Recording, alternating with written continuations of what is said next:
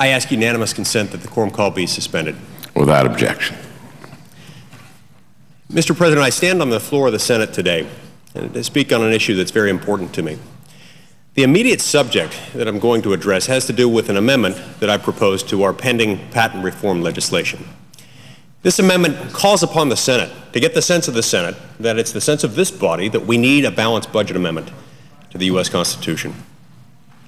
As I've prepared for this day, I've reviewed the maiden speeches of a number of senators who have served in this august body.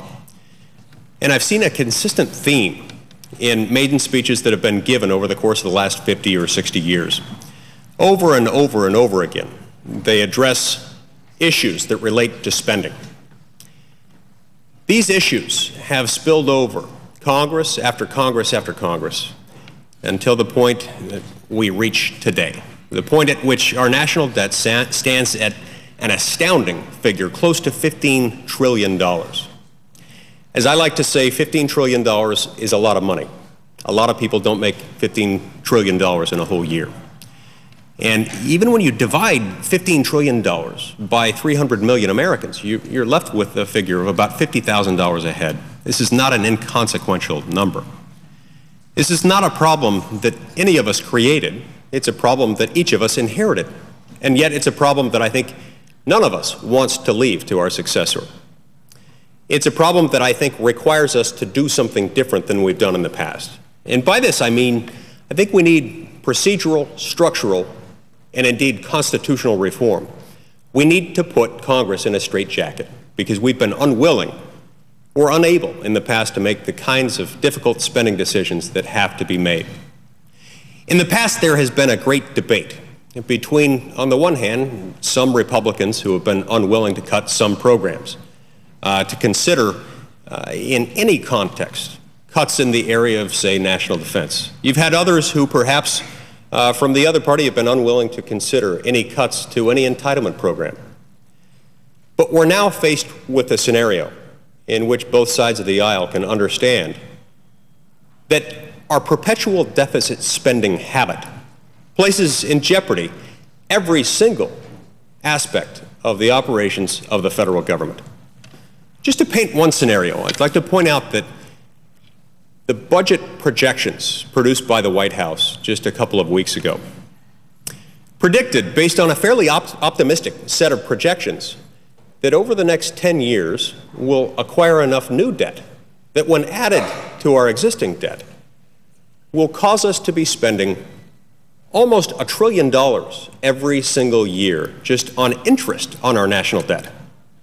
To put that in perspective, $1 trillion is more than we currently spend on Social Security in an entire year.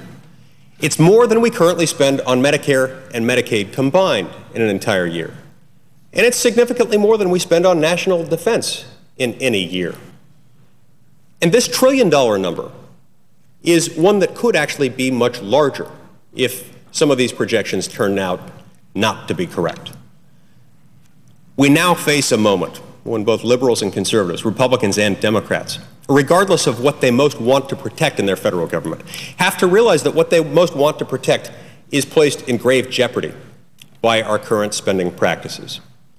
I'm troubled by the fact that as we approach a debate surrounding a continuing resolution, this week a continuing resolution is likely to operate for just a few weeks to keep the government funded, we're still talking about adding on an annualized basis to our national debt at a rate exceeding $1.5 trillion a year.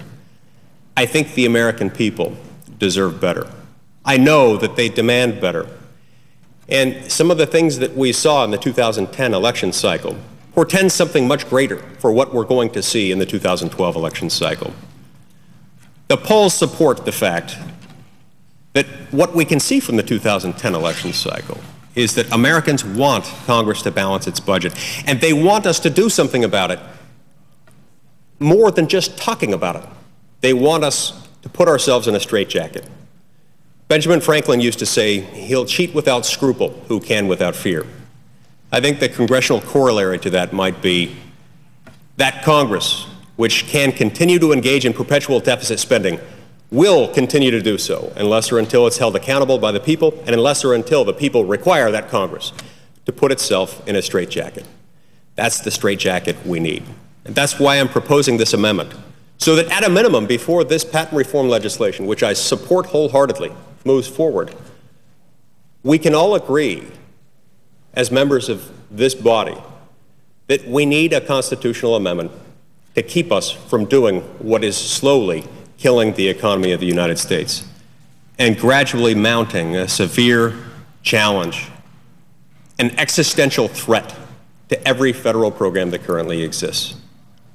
I invite each of my colleagues to vote for, to support this amendment, and to support Senate Joint Resolution 5, a constitutional amendment that I have proposed that would put Congress in this type of straitjacket.